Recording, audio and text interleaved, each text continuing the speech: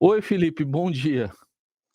Salve, salve, Ryzen, Carol, equipe da Eldorado FM, melhores ouvintes, sempre um prazer falar com vocês. Hoje não vamos falar de futebol, porque não aconteceu nada de Eu acho que tem que importante, falar, não é hein. mesmo? Eu acho que tem que falar. Então, você vê que equipe generosa que é o Flamengo, já está na final da Copa do Brasil, já está na final da Libertadores, dá a outro time a esperança de vencer o Ah, Campeonato Brasileiro. Isso é muito bonito, isso é a que belo ponto solidariedade. de vista. Tá Mas você certo. sabe que o Palmeiras também é generoso, porque deixou um ser expulso para tentar dar uma chance para o Santos e mesmo assim não deu, né. Estamos falando de generosidade hoje só. Exatamente. Vamos com tudo. Bom, Felipe, então a gente já apresentou aqui algumas falas, né, do presidente nessa passagem por Londres. Queremos te ouvir sobre essa insistência dele em, querer associar a eleição ou a sua não vitória a alguma coisa que o TSE esteja escondendo, ou então a fraude mesmo do sistema eleitoral. É, exatamente, ele mantém essa cartada na manga. Ele não recua em relação a isso. Há pessoas que pedem para ele baixar o tom, para ele ficar mais moderado em relação a qualquer ataque ao processo eleitoral, a urnas eletrônicas, mas a natureza dele fala muito mais alto. Ele tem essa estratégia trampista, de poder dizer que a eleição foi roubada, de que não houve lisura. Ele sempre colocou um condicionante, né, que ele vai aceitar o resultado da eleição, fazer a transição de cargo, desde que ele próprio considere que haja lisura. Se Deus quiser que ele continue, se Deus não quiser, quer dizer, depende também da interpretação de Jair Bolsonaro da vontade de Deus, já que Michele Bolsonaro diz que ele é um enviado de Deus, então talvez seja ele, né, o, aquele tradutor da mensagem divina para o seu próprio eleitorado. Quer dizer, nunca é algo definitivo. De que vai haver eleição e seja qual for o resultado, ele vai aceitar e vai fazer a transição de cargo. Sempre tem algum condicionante. E ele usa as mobilizações de rua aqui no Brasil para desqualificar as pesquisas, como se significasse alguma coisa. A gente já falou isso aqui. Ele lá em Londres falou que estive no interior de Pernambuco e fui muito aceito lá e tal, não tem como não ganhar no primeiro turno.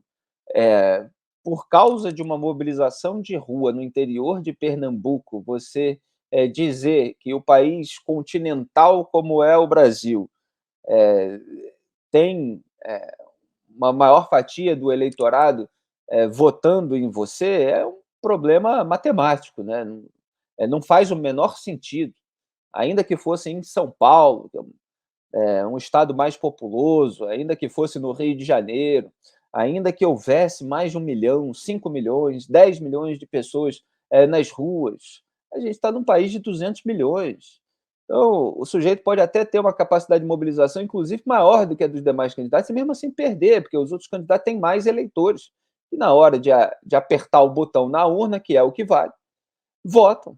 Podem ser menos mobilizados, inclusive, mas rejeitar mais esse presidente que mobiliza um monte de gente que se comporta de uma maneira que o restante do eleitorado não gosta. Então, tudo isso é conversa fiada. É.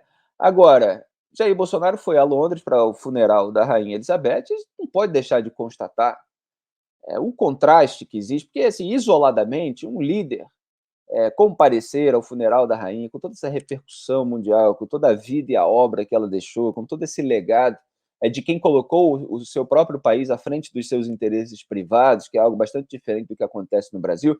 Quer dizer, não há um problema específico nisso. O problema é que Jair Bolsonaro não deu bola para a morte de centenas de milhares de brasileiros ao longo da pandemia. Ele não visitou hospitais, ele não visitou nos momentos sensíveis as famílias enlutadas.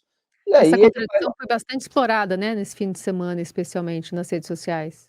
Não, ela tem que ser explorada, não há como se omitir esse contraste. E, obviamente, como existe uma corrida eleitoral, a oposição tem o dever político, né, de explorar aquilo que é fato.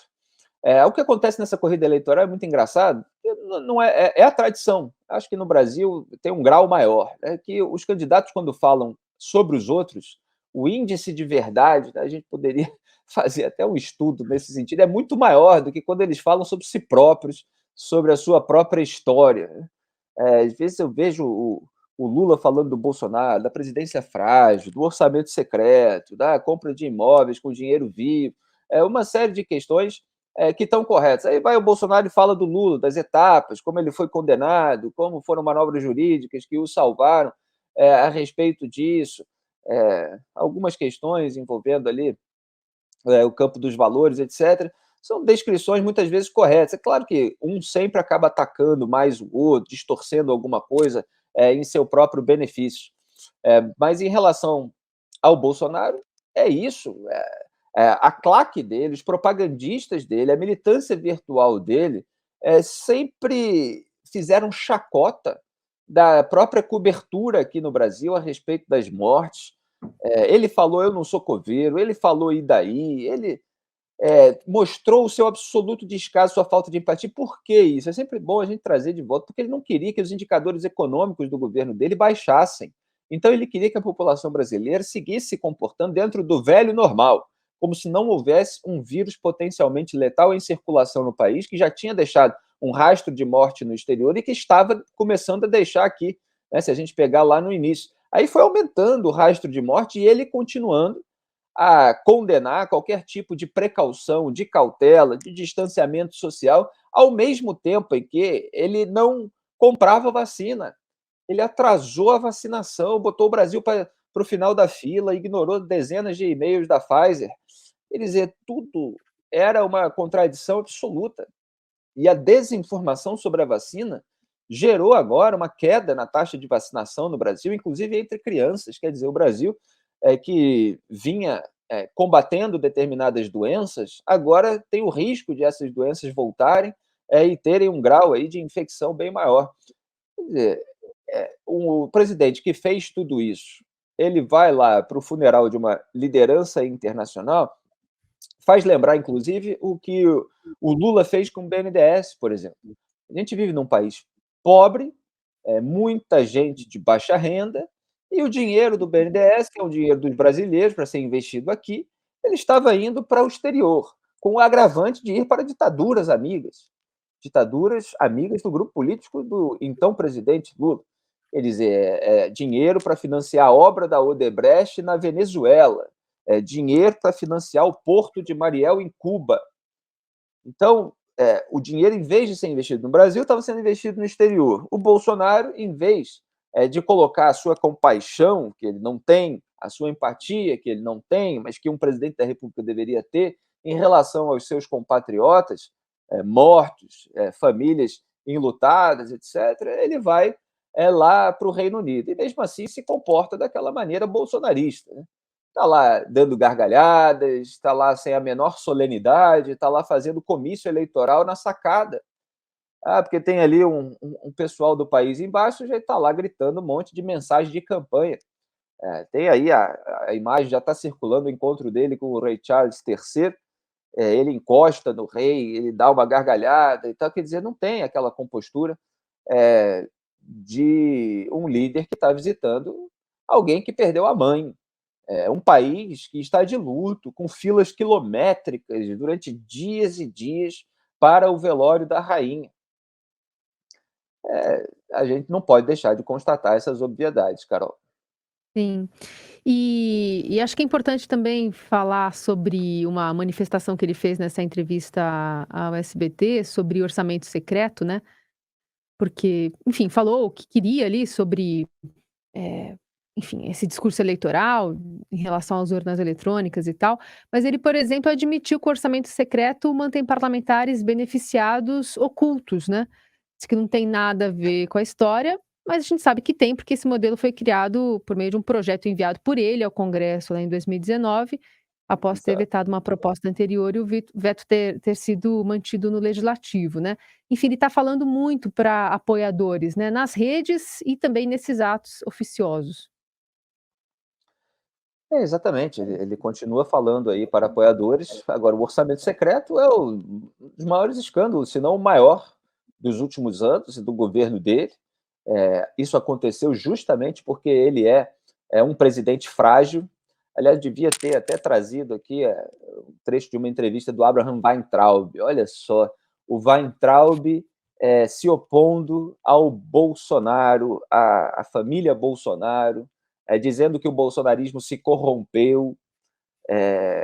Ele estava apontando ali toda a sujeira desse governo e relacionando justamente aos problemas do telhado de vidro da família Bolsonaro, por causa daquilo que eles faziam nos gabinetes passados. Todo esse dinheiro vivo que circulou num esquema de funcionários fantasmas, e justamente o quanto o Poder Legislativo, sob o comando de Arthur Lira na presidência da Câmara, se beneficiou desse processo, conseguindo abocanhar ali uma fatia grande do orçamento, justamente porque o Bolsonaro precisava dessa compra de apoio parlamentar, né, como se diz no jargão político, para não ser alvo do processo de impeachment. Ele ficou com receio. Estava tudo lá na denúncia do Ministério Público do Rio de Janeiro contra o Flávio. Foi acusado de desviar mais de 6 milhões de reais da Assembleia Legislativa do Estado do Rio. Depois foi lá, comprou uma mansão, aí teve muita dificuldade para explicar de onde vinha o dinheiro, mas esse é o país da impunidade, as coisas estão aí escancaradas. Você tinha foto do Fabrício Queiroz na boca do caixa pagando despesa do Flávio. E aí o Palácio do Planalto gestou esse esquema, tem assinatura, o Estadão mostrou todo o processo, Bolsonaro, vetei lá no começo. Olha, às vezes o presidente veta alguma coisa no seu comecinho e faz por outro caminho, só para depois poder dizer que vetou, para poder manipular o contexto da informação e disseminar fake news. Então você tem o documento com a assinatura do Jair Bolsonaro na criação do orçamento secreto. Luiz Eduardo Ramos, que ocupava ali um cargo no governo, atuou nesse processo. Isso foi encaminhado para o Congresso, foi aprovado, e durante 2 anos os parlamentares pegaram dinheiro, supostamente para investir no seu reduto eleitoral, sem deixar sequer o nome, sem a gente saber quanto cada parlamentar levou e quais foram os parlamentares que levaram. Precisou o Estadão, né, desvendar esse esquema, isso ter desdobramentos, a Rosa Weber começar a pressionar em relação à transparência, outros ministros, embora, né, o Bolsonaro pose aí de antissistema contra o STF, outros ministros lá do STF ajudando o Bolsonaro, pressionando a Rosa Weber a não suspender a execução das emendas de relator, portanto, o orçamento secreto. Aí ela fez um recuo, só cobrou mais transparência, não veio a transparência completa, se revelou ali o que dava, o que era mais comprometedor, os políticos evitaram revelar, e esse esquema continua acontecendo, e vai ser difícil o desmame num eventual governo Lula, ou seja, quem ganhar a eleição, se o Bolsonaro perder, e o Bolsonaro ganhando, vai ser mais difícil ainda, tudo isso aí tende a ser mantido, né? E são bilhões de reais, 16 bilhões e meio nesse ano, 19 bilhões de reais previstos para o ano que vem. Olha só, não há previsão para o ano que vem da manutenção do Auxílio Brasil em R$ 600, está fora da lei de diretrizes orçamentárias. Mas o orçamento secreto está dentro. Essa é a prioridade no Brasil, é dinheiro para parlamentar.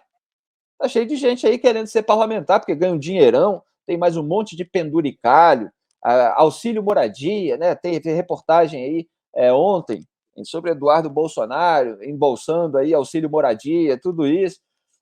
Os caras ganham tudo pago, não é só o salário. E ainda tem milhões de reais que eles podem pegar do orçamento secreto, botar no município do papai, do tio, do primo, do irmão, do aliado, que vai fazer um negócio com a empresa também, do amigo, do irmão, do tio. Quer dizer, é uma mamata imensa o que existe à disposição. Então, é triste que a gente vê uma liderança internacional que colocou o seu país à frente de tudo, que teve, nas palavras da primeira-ministra britânica, Liz Truss, devoção ao dever, nas palavras do Ray Charles III, uma devoção, ele até usou um adjetivo ali, porque era uma devoção que sempre acontecia, não me lembro agora qual foi a palavra exata, mas repetindo também a devoção ao poder. E o Ray Charles tendo que falar para o seu povo que ele vai ter isso também até o dia da sua morte, como a mãe teve. E aqui a gente não vê isso, a gente vê uma ambição ilimitada de poder, pelo foro privilegiado, pela blindagem e por todos os luxos que isso dá. Não pelo interesse público, não pela defesa da pátria. A pátria sou eu, é isso que parece dizer o político no Brasil.